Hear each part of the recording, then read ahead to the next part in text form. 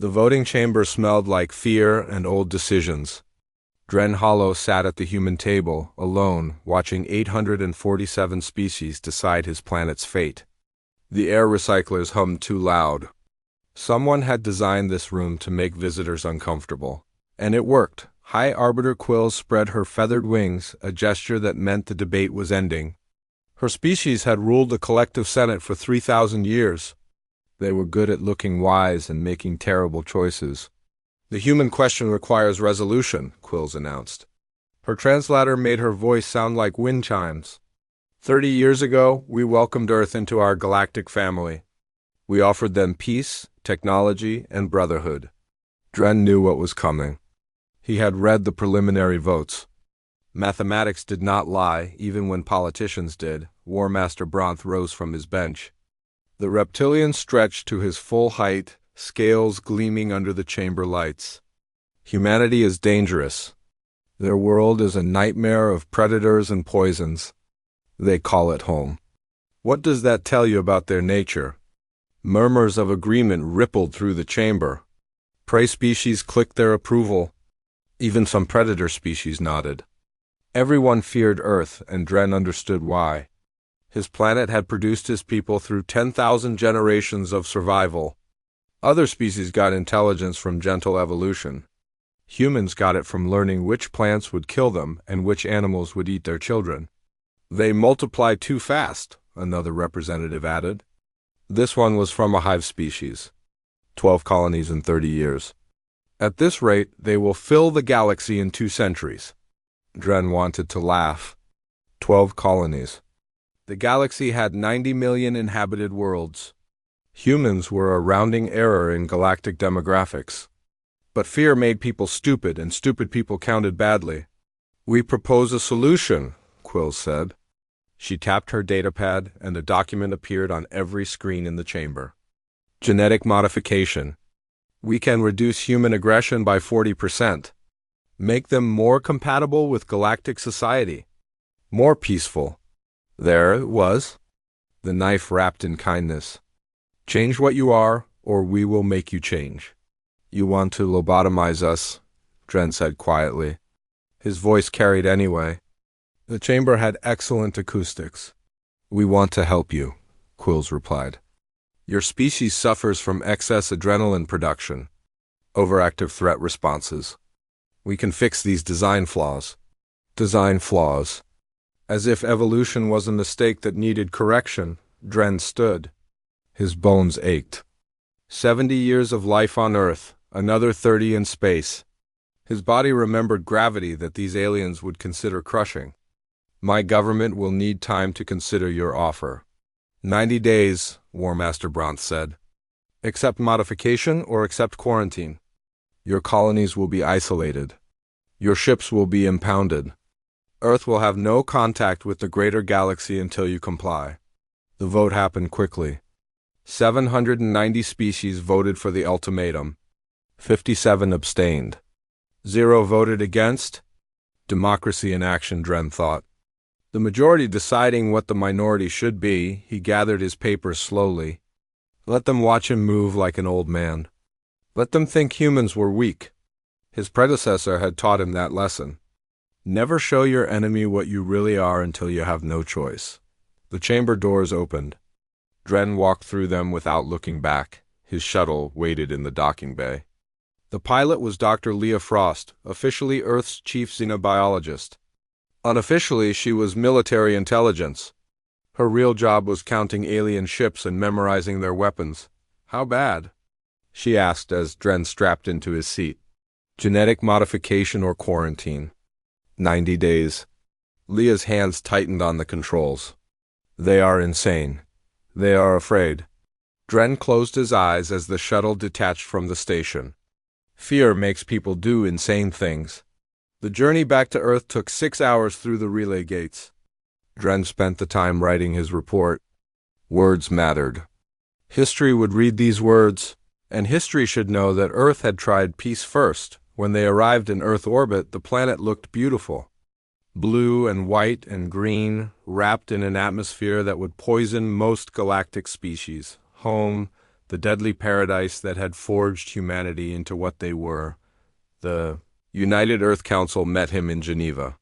40 representatives from every nation and colony. They listened to his report in silence. President Linda Cross spoke first. What are our options? Accept modification and cease being human. Accept quarantine and cease being free. Or refuse both and see what happens. War, someone said. You mean war? Dren shook his head. The galaxy outlawed war 50,000 years ago. They will call it a compliance action. Peacekeeping, they are very good at renaming violence. The council debated for 6 hours. Dren watched faces change from anger to fear to determination. Humans were good at determination. Their planet had taught them that stopping was the same as dying. Finally, President Cross called for a vote. It was unanimous. Recall all ambassadors, she ordered. Activate Protocol Ragnarok. We have 90 days to prepare for the storm. Dren returned to Covenant's Edge Station one last time. He delivered Earth's response in the same chamber where they had issued their ultimatum. The message was simple. Humanity declined both offers. Humanity chose a third option. The Senate erupted in outrage. Quills demanded clarification. War Master Bronth called it an act of war. Others shouted questions that Dren did not answer. He simply walked out. Earth went silent that night. Every human station powered down non-essential communications. Every colony ceased diplomatic broadcasts. The galaxy had given humanity 90 days.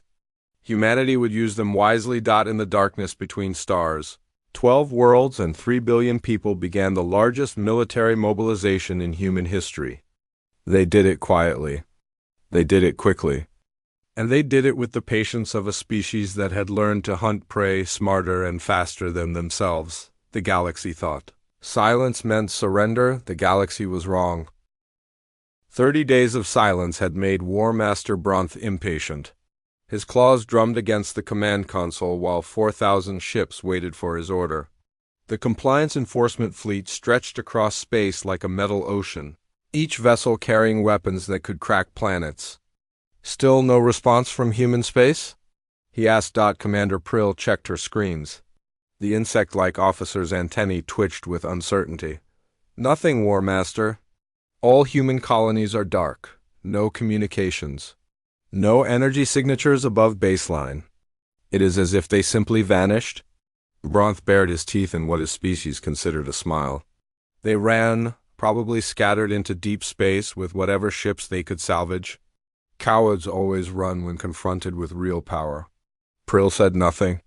She had studied human history during the flight from Covenant's Edge. Humans had a word they used often in their old wars. Retreat, but they had another word too, regroup. The difference between those words worried her. The fleet crossed into Sol system without resistance. Sensors showed the usual stellar activity. 1 yellow star, 8 planets, the standard arrangement of rocks and gas. But something felt wrong. The orbital stations were empty. Mars colony showed no life signs. The asteroid belt mining operations had been abandoned. Send scouts to Earth, Bronth ordered. I want visual confirmation of their surrender. 6 fast attack ships broke formation and burned toward the inner system. Prill watched their progress on her tactical display. They reached Earth orbit in 14 minutes. Their reports came back confused. The planet is intact. Cities appear functional, but we detect no population centers. No vehicles, no broadcasts. Impossible, Bronth said. 3 billion humans lived on that world. They cannot simply disappear. Fleet Navigator Austin spoke from his station. The young amphibian's skin had turned pale, a sign of stress in his species. War Master, I am detecting gravitational anomalies throughout the system. The asteroid belt position is incorrect. Mars' orbital path has shifted by 0.03 degrees. Instrument malfunction, Bronth said. Planets do not move. Sir, I have triple-checked the readings. Something has altered the local gravity wells. And there are objects in deep orbit around the sun that should not be there. Bronth pulled up the sensor data himself. Olsen was right, the system had changed. But how? Moving asteroids required enormous energy? Shifting planetary orbits was theoretically possible but required technology the galaxy had abandoned millennia ago. Too dangerous. Too unpredictable? All ships, battle formation Delta, Prill ordered without waiting for Bronth's command. Something is very wrong here. The fleet began reorganizing. 4,000 ships moving into defensive positions took time. They were still adjusting when the first objects appeared on sensors. Contacts, a sensor officer announced, hundreds of them. Decloaking at range 500,000 kilometers. Visual, Bronth demanded. The main screen showed ships, human ships. They looked nothing like the peaceful exploration vessels Earth had operated for 30 years. These were angular and aggressive, covered in armor that absorbed sensor scans. Each one bristled with weapons of unknown design. Fleet count? Prill asked. Still calculating. At least 2,000 vessels, more appearing every second. A transmission crackled through the fleet's communication system. A human voice, female, speaking in clear galactic common. Compliance Enforcement Fleet. This is Admiral Ruth Crane of Earth Defense Command. You entered our home without invitation.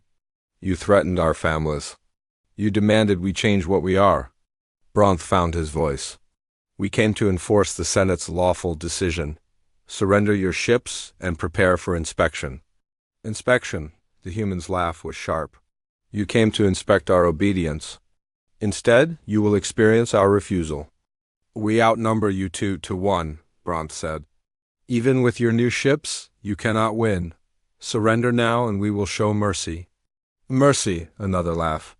You should have shown us mercy 90 days ago. You wanted us quiet, War Master. Let me show you what quiet really means. The transmission ended for 3 seconds. Nothing happened. Bronth opened his mouth to order an attack. Then the asteroid belt moved. Thousands of rocks that had orbited the sun for billions of years suddenly changed course. They had been hollowed out and, equipped with engines, turned into missiles the size of mountains.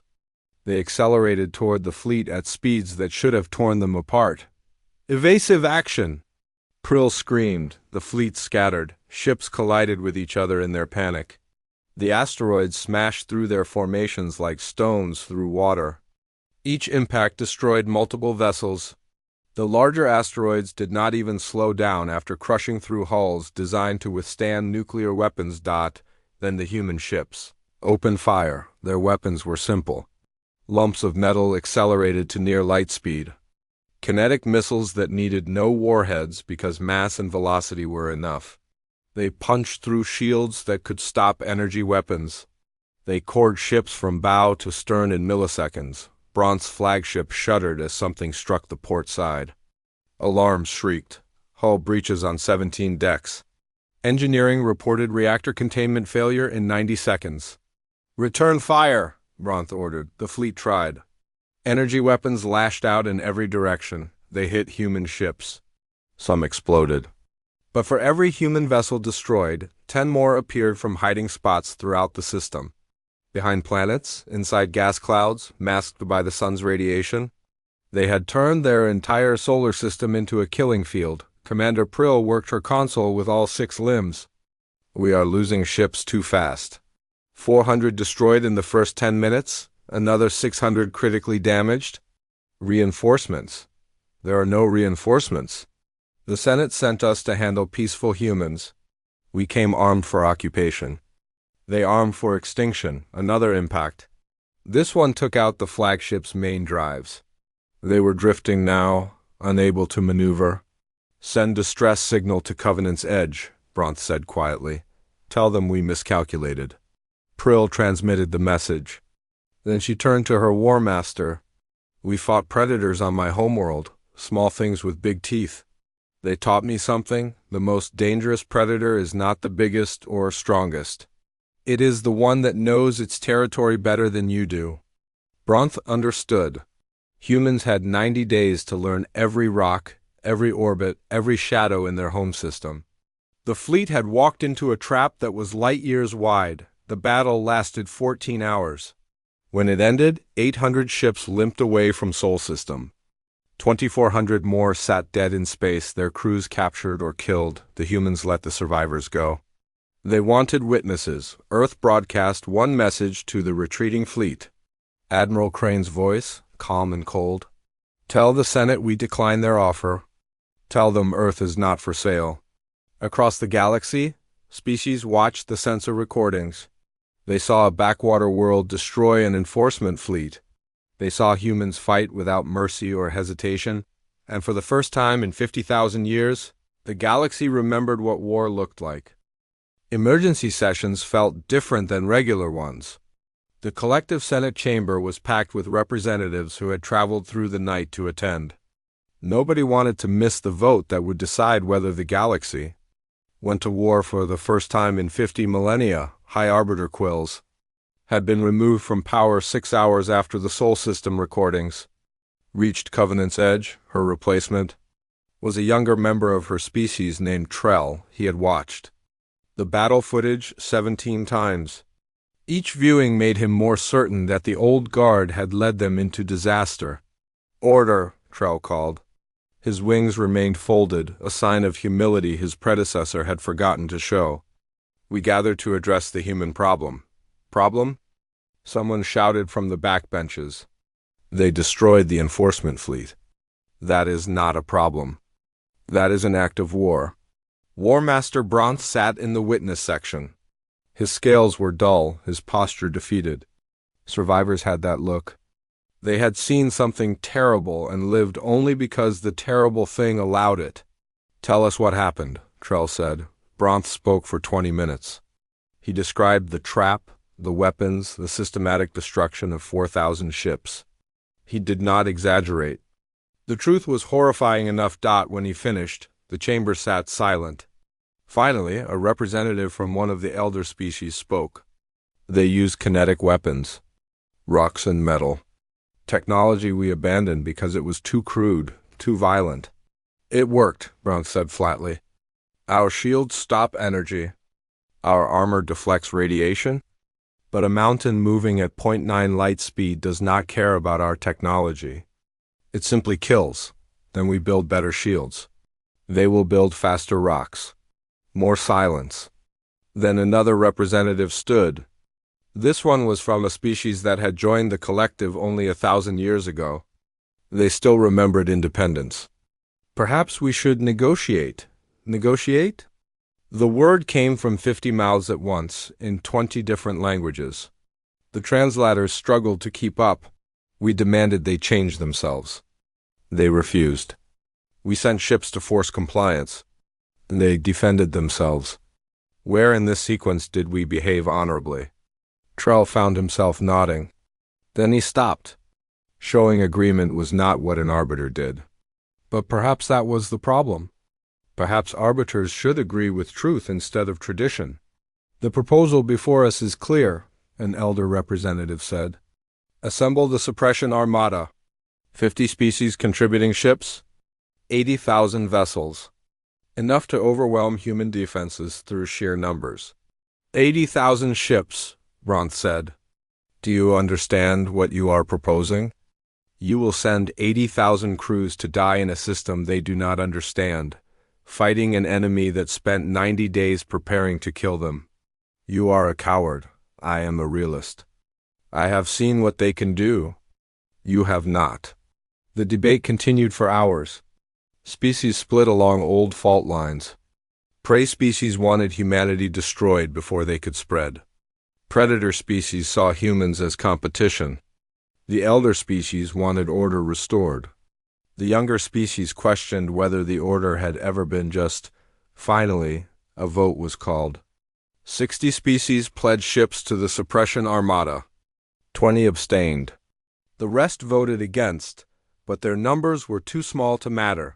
80,000 ships would gather at Rally Point Zenith. From there, they would jump to human space and end the threat once and for all on Earth. Admiral Ruth Crane watched the Senate broadcast from her command center deep beneath the lunar surface.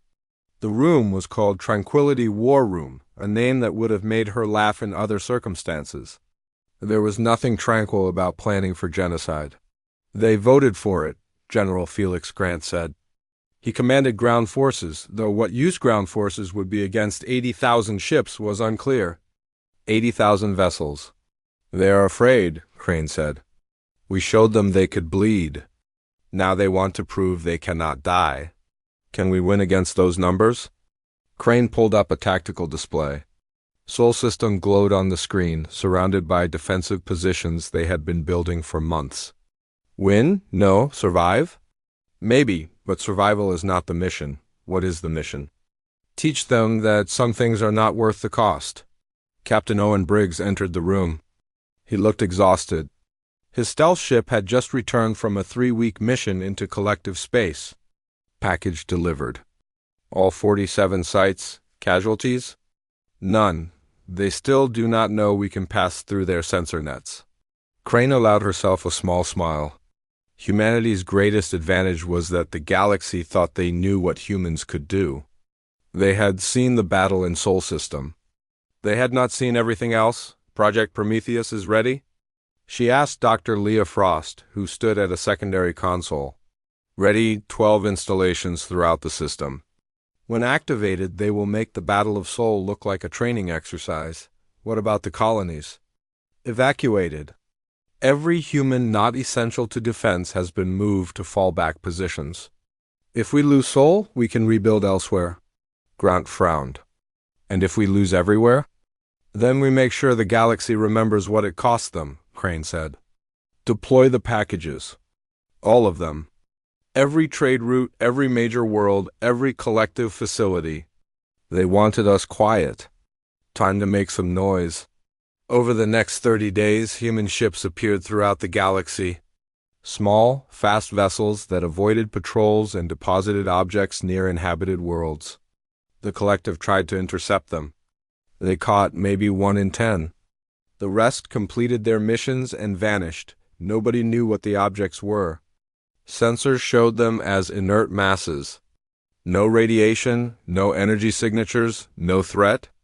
Some species destroyed them anyway. Others studied them. Most just ignored them, focusing on the gathering armada. Rally Point Zenith grew crowded. 80,000 ships from 50 species, each with different technology, different tactics, different ideas about how to fight. Supreme Commander Wills, from an aquatic species known for strategic thinking, spent weeks just organizing the chaos into something resembling a unified force. Earth remained silent during the buildup. No threats, no negotiations, no contact at all. The only thing broadcasting from human space was music. Classical compositions from Earth's history. Symphonies and concertos that meant nothing to alien ears. Some species found the music beautiful. Others found it disturbing. All of them wondered what kind of species played music while preparing for annihilation. On the day the Armada prepared to jump to Sol, the packages activated. All of them, simultaneously, across 300 worlds. They were not weapons. They were transmitters, broadcasting data that had been buried in collective archives for thousands of years.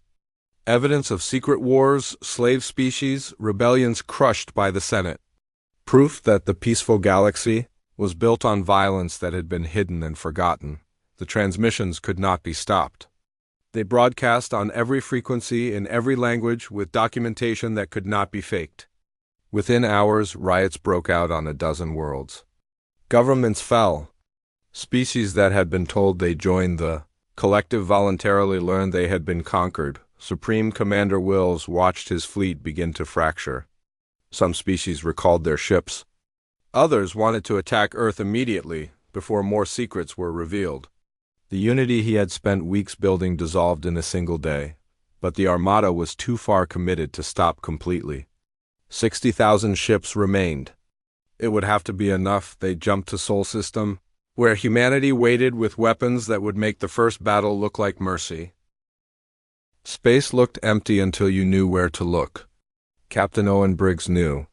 His stealth ship Ghost Runner hung motionless 3 kilometers from Covenant's edge station, close enough to count the docking port lights. Nobody saw them? Human stealth technology was better than anything the collective had, mostly because humans had spent 30 years stealing alien tech and improving it. Beacon is planted, his engineer whispered. Sound did not carry in space. But humans whispered during dangerous work anyway, habit. Good, time to leave before someone notices the hull patch that should not be there. They drifted away from the station using cold gas thrusters. No heat signature, no engine burn, nothing for sensors to detect. 3 hours later, they were far enough away to engage main engines and jump out of the system. Owen had made 17 missions like this in the past 60 days. Planting beacons, stealing data, mapping defense networks. Earth needed eyes everywhere, and his crew provided them. The jump back to Sol took 6 hours. When they emerged, the system looked different than when they had left. More human ships. Larger installations around Luna, something big being assembled near Jupiter. Whatever Project Prometheus was, it involved half the industrial capacity of human civilization. Admiral Crane met them in the docking bay. She looked older each time Owen saw her. Command during wartime aged people fast. Status? Beacon is active. We can track fleet movements from Covenant's Edge now. Also brought back data cores from 3 military installations and a Senate archive facility. Casualties? None, though we had a close call near the 3rd installation. Some kid wandered into a restricted area while we were working. Kid? Alien student. Maybe 15 years old equivalent. Prey species, big eyes, reminded me of a rabbit. Name was Pip, found me removing a data core from a wall panel. Crane tensed. How did you handle it? Told the truth. Said I was human, said we were at war, said I was stealing information that might save both our species. Kid asked why we were fighting. I told him the Senate wanted to change what we were, and we said no. And? He said he understood. Said his species had been changed too, a long time ago. Genetic modifications to make them less aggressive, more compliant. Said he learned about it in school, but his teacher told him it was for their own good. Crane was quiet for a moment. Did you let him go? Yes, figured killing kids was not what we were fighting for. He promised not to tell anyone until after we left. Either he kept his word or security on that station is even worse than our intelligence suggested. More likely he kept his word. Prey species take promises seriously. Crane pulled up a display showing the approaching armada. 60,000 ships. They will arrive in 48 hours. Everything needs to be ready. Can we win? Depends on what you mean by win. Can we destroy 60,000 ships? No. Can we make them regret coming here? Absolutely. Owen had seen the defense plans. They were brutal and clever in equal measure. Humanity had transformed Sol System into a weapon over the past months. Every asteroid, every moon, every piece of space infrastructure was now part of the defense network. The collective would not just be fighting human ships. They would be fighting an entire star system that had been designed to kill them. The next 2 days passed in controlled chaos. Final checks, position adjustments, ammunition loaded into weapons that had never been fired in combat. Crew members wrote messages to families they might never see again. Others simply worked until exhaustion forced them to sleep. Owen spent his time studying the enemy fleet composition. 60,000 ships from 40 species. Each species had different technology, different tactics, different weaknesses. Find the right weakness, exploit it properly. And you could destroy 100 ships with one strike. He found 17 such weaknesses and passed them to Crane's tactical team. Good work, she said. We will use all of them, and after? If we survive this, then we make sure the galaxy never threatens Earth again. We end this war by making war too expensive to continue. The Armada arrived exactly on schedule. Supreme Commander Wills was punctual, if nothing else. 60,000 ships dropped out of jump space on the outer edge of Sol System. They moved in perfect formation. A wall of metal and weapons stretching across millions of kilometers. Data transmission came through. Will speaking in Galactic Common, his voice calm and professional. Human vessels, this is Supreme Commander Wills of the Suppression Armada. You are surrounded and outnumbered. Surrender your fleet and submit to collective authority. You have 12 hours to comply. Admiral Crane responded immediately. Supreme Commander, this is Admiral Ruth Crane. You are not surrounding us. We are surrounding you. We have 60,000 ships. You have perhaps 5,000. Mathematics is clear. Mathematics does not account for terrain. And you are in our terrain now. Owen watched from his position near Mars. The human fleet was indeed outnumbered. But they were positioned perfectly. Every ship had clear firing lanes, backup positions, support from fixed installations. The collective fleet had numbers. Humans had every other advantage. I am authorized to use overwhelming force, Will said. Do not test my resolve. We are not testing your resolve, Commander. We are testing your common sense. Look at your sensors. Really look.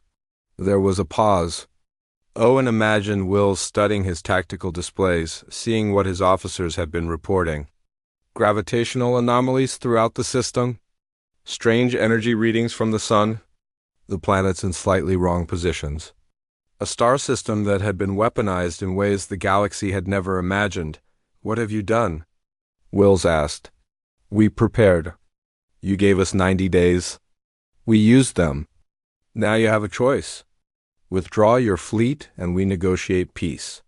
Or continue your attack and discover why Earth is called a deathworld. The Senate has ordered. The Senate is not here. You are. Your crews are. Your ships are.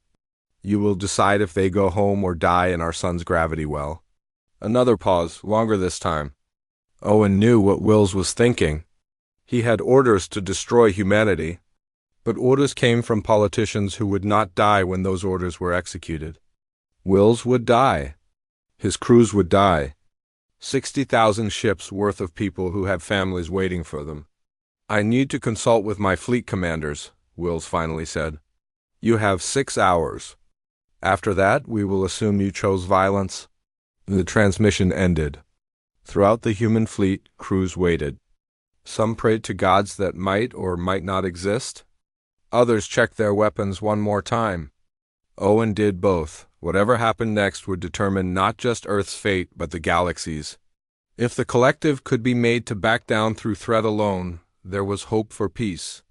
If they attacked, the war would spread until every species had to choose sides. 6 hours to decide the future of civilization. Owen hoped Wills was smart enough to choose wisely. 6 hours turned into arguments. Supreme Commander Wills had called a conference with his senior fleet commanders and nobody agreed on anything. The holographic meeting room aboard his flagship contained representatives from 40 species. And each species had different ideas about honor, duty, and survival. We came to enforce the Senate's will, a militant species commander said. His name was Krent, and he commanded the second largest contingent in the Armada. If we retreat without firing a shot, we show weakness.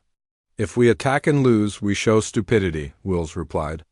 The humans are not bluffing. Their system is a trap. Then we spring the trap and overwhelm them with numbers. 60,000 ships can't absorb casualties. Those casualties have families. Do you want to explain to 60,000 families why their loved ones died enforcing an order that was unjust from the beginning? That caused an uproar. Half the commanders started shouting at once. The other half sat in stunned silence. Nobody questioned Senate orders openly. It was not done. Wills raised his hand for silence. It took 3 minutes to achieve. I watched the recordings from the first battle. I have studied human tactics. They do not fight like soldiers. They fight like survivors. There is a difference. What difference? Soldiers follow rules. Survivors do whatever works. The humans will use weapons we consider dishonorable. They will target support ships. They will exploit every weakness. And they will make us pay for every meter of space we take from them. We still outnumber them 10 to 1. War Master Bronth outnumbered them 2 to 1. He lost 75% of his fleet. Do the mathematics. If they maintain that ratio, 30,000 of us will die. Is your pride worth 30,000 lives? The meeting dissolved into chaos again.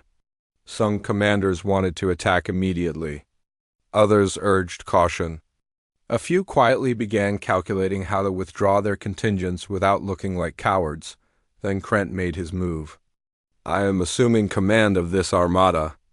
Commander Wills has lost his nerve. My forces will advance on Earth and complete our mission. Those who wish to join me may do so. Those who wish to run may leave. It was a coup, poorly executed but effective enough. 20 species worth of ships broke formation and moved toward Krent's flagship. Another 15 hesitated. The rest stayed with Wills. You are making a mistake, Wills said. I am making history, Krent replied. Future generations will remember this day. The day we taught humanity their place. He cut the transmission. 25,000 ships formed a new battle group and accelerated toward Earth. The rest of the armada hung back, waiting to see what would happen. Admiral Crane watched the split happen. They are dividing their forces. Perfect. Should we engage? General Grant asked. Not yet. Let them come deeper into the system. Let them think they are making progress. Krent's fleet reached Mars orbit without incident. That should have been their first warning. No mines, no ambush, no resistance. Just empty space and a planet that had been evacuated months ago. Humans are running, Krent announced to his fleet. Continue to Earth, we will make them surrender or we will reduce their planet to... That was when Project Prometheus activated. 12 installations hidden throughout the Sol system powered up simultaneously. They had been built using captured collective technology and human innovation. Each installation generated a gravitational field strong enough to redirect asteroids. When all 12 activated together, they created something else entirely. The sun flickered. Not dimmed, not brightened, just flickered like a light with loose wiring. Every sensor in both fleets screamed warnings. Stellar activity abnormal. Radiation levels increasing. Magnetic field fluctuations detected. What is happening? Krent demanded. His science officer checked the readings 3 times before answering. The humans have created artificial gravity wells around the sun. They are generating a controlled coronal mass ejection. If they release it, the radiation wave will destroy everything in the inner system. Including Earth. Admiral Crane's voice came through on all frequencies. Krent's fleet, this is your final warning. We have turned our sun into a weapon. We can direct a solar storm that will sterilize every ship in this system. That includes our own. We are prepared to die. The question is, are you? Bluff, Krent said, but his voice shook. They would not destroy their own world. We would rather destroy it ourselves than let you do it. At least then we control how we die. President Linda Cross joined the transmission. Her face appeared on every screen in both fleets. Supreme Commander Wills, we have not forgotten you are there. This message is for both forces. We do not want war. We want sovereignty. The choice is simple. Leave our system, or we end this in a way where nobody wins. Krent's ships began to falter. Captains questioned their orders. Crews demanded to know if they were really going to die for Senate politics. The formation, already loose, started to break apart. Hold position. Krent screamed. They are lying. To prove they were not lying, Earth released a tiny fraction of the stored energy. A minor solar flare, carefully directed away from inhabited planets. It still destroyed 16 ships that were too close to the sun. The radiation pulse sent the rest scrambling for safe distance. Next time we release all of it, Crane said. You have 5 minutes to begin withdrawal. 3 minutes passed. Krent refused to move. His pride would not let him. But his captains had families, and pride was cold comfort when you were dead. One by one, ships began breaking formation. Turning away. Heading for safe jump distance, Krent tried to stop them. He ordered loyal ships to fire on deserters. A few obeyed. Most did not. Within an hour, his fleet had dissolved into chaos. Ships fighting each other, ships fleeing, ships dead in space with mutinous crews refusing orders. Wills made his decision. He opened a channel to Earth. Admiral Crane, President Cross, I wish to negotiate. Not surrender, negotiate, as one military commander to another. Come to Earth, Cross said. Alone, we will guarantee your safety. It was an enormous risk. Wills could be captured, killed, held hostage. But he was tired of war and tired of politics. He took a shuttle down to Earth's surface, becoming the first alien to land on the planet since the crisis began. They met in Geneva, in a building that had hosted peace talks for centuries. Wills was struck by how normal Earth looked. He had expected a fortress world. Instead, he saw cities with parks, people walking dogs, children playing. A civilization that wanted to live, not conquer. "You could have killed us all," he said to President Cross. "The solar weapon. You could have activated it the moment we arrived." "We could have," Cross agreed. "But killing you would not solve anything. It would just make the rest of the galaxy more afraid. Fear is what started this war. We need to end it with something better. What do you propose?" "A new system. No more Senate deciding what species can or cannot be. Every civilization gets to choose its own path. You enforce that and we will share our technology, including the solar weapon. Mutual deterrence. Nobody attacks anyone because everyone has the power to make war too costly. The Senate will never agree. The Senate does not have a choice anymore. Your fleet is fracturing. Ours is intact. We have shown we can fight. Now we are showing we can negotiate. Which do you think the galaxy will prefer?" Wills thought for a long moment. And then he smiled. It was the first time any human had seen his species smile. It looked terrifying, all teeth. "I think the galaxy is about to learn that humanity should never have been underestimated." 3 months after the standoff, Covenant's Edge Station looked different. The collective Senate building had been damaged during riots, and now construction crews from 20 species worked to rebuild it. Not as it was, but as something new. The Galactic Assembly, where every species would have an equal voice, Dren Hollow stood in what used to be the Senate chamber. The tiered seating remained, but the hierarchy was gone. All seats were now on the same level. Symbolic, perhaps, but symbols mattered. They reminded people what had changed and why. "Strange to be back here," Admiral Ruth Crane said. She wore a civilian suit now, having retired from military service the day after Supreme Commander Wills signed the peace accord.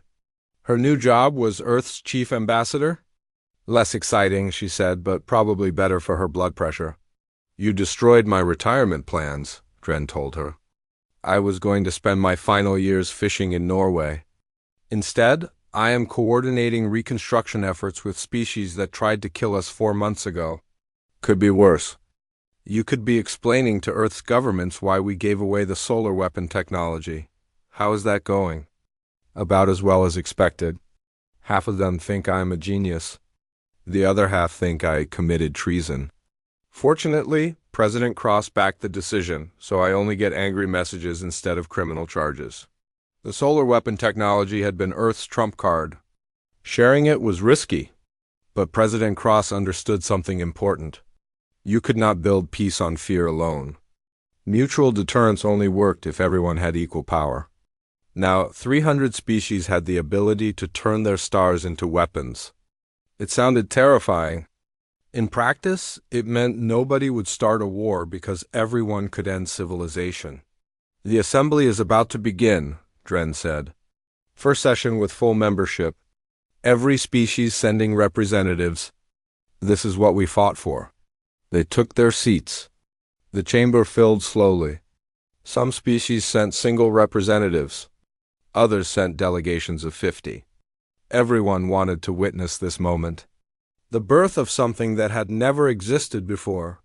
True galactic democracy. High Arbiter Trell, who had replaced Quills, opened the session. "We gather not as rulers and subjects, but as equals. What was once the collective Senate is now the Galactic Assembly. All voices will be heard. All votes will count equally." The first order of business was obvious. The trial of the old Senate leadership. Quills and her supporters faced charges of starting an illegal war, suppressing historical records, and conspiracy to commit forced genetic modification. The evidence was overwhelming. They had spent 50,000 years hiding their crimes behind laws they created to protect themselves. The verdict was unanimous. Guilty on all counts. But the punishment surprised everyone. Instead of execution or imprisonment, they were sentenced to service. They would spend the rest of their lives working to repair the damage they had caused, teaching true history, mediating disputes, helping rebuild trust between species. Justice without revenge, President Cross said when asked about the sentence. We want them to understand what they did wrong, not just suffer for it. The second order of business was reparations. Hundreds of species had been conquered, modified, or suppressed by the old collective. They deserved compensation. The Assembly established a fund using seized Senate assets. It would not undo the past, but it might help build a better future. Captain Owen Briggs attended the session from the observation gallery. He was not a politician or diplomat. He was a soldier who had planted beacons and stolen data. But President Cross had invited him anyway. You earned the right to see what your work created, she had said. During a recess, Owen went for coffee in the station's public area, the same place where he had met the alien student Pip during his infiltration mission. He wondered if the kid was still here, if he had kept his promise about not reporting the human spy. Hello again. Owen turned. Pip stood there, bigger than Owen remembered. Still young, still had those large eyes that made him look perpetually worried, but smiling now. You kept your word, Owen said. You did not report me. You kept yours too? You said you were fighting for both our species. You were right. The truth about my people's modifications is public now. We are having discussions about reversing them, letting future generations choose what they want to be. That is good. Everyone should get to choose. Why did you really let me go? You could have silenced me. I would have been one casualty in a war that killed thousands. Owen thought about how to answer that. Because killing kids is not what we were fighting for. We wanted the right to exist as we are. Taking that right from you would have made us the same as them. Pip nodded slowly. My teacher says humans are dangerous. I told her that is true, but not the way she means. You are dangerous to lies and injustice. That is a good kind of dangerous. They talked for a few more minutes before the assembly session resumed. Owen returned to his seat feeling lighter. Maybe the war had been worth it. Not the deaths or the destruction, but the change that came after. The final order of business was Earth's status. Some species wanted humanity expelled from the galaxy. Too aggressive, too unpredictable, too successful at violence. Others wanted Earth to lead the new assembly. Too useful, too innovative, too good at seeing problems others missed. President Cross addressed the assembly herself. She spoke plainly, without diplomatic flourishes. We do not want to rule you. We do not want to fight you. We want to live our lives, raise our children, and explore the stars. That is all we ever wanted. You tried to take that from us. We stopped you. Now we offer you something better than what existed before. Take it or leave it, but do not expect us to submit ever again. The vote was not unanimous. 30 species voted against Earth's continued membership, but 700 voted in favor. Mathematics did not lie. Humanity had earned its place through force, then proven it deserved that place through restraint. As the session ended, Admiral Crane found Supreme Commander Wills in the crowd. The aquatic officer had also retired from military service. He now worked as a military advisor to the Assembly, teaching species how to defend themselves properly. Strange world we built together, Crane said. Better than the one we had, Wills replied. Though I still have nightmares about your solar weapon. Good, fear keeps people honest. Just ask Earth, we lived with fear for 10,000 generations. It made us strong. Now the galaxy gets to learn the same lesson. Without the predators and poisons, I hope. Maybe the galaxy will invent new challenges. Either way, Earth will face them. We are very good at surviving. They shook hands, human and alien, former enemies now building something neither could have imagined when the crisis began. Outside the station, ships from 1,000 species came and went. Trading, talking, learning from each other. The galaxy had fallen silent when Earth struck back. Now it was learning to listen. And in that listening, something new was born. Not perfect. Not peaceful in the old, suppressed way, but honest. An honesty Earth had learned long ago was worth fighting for.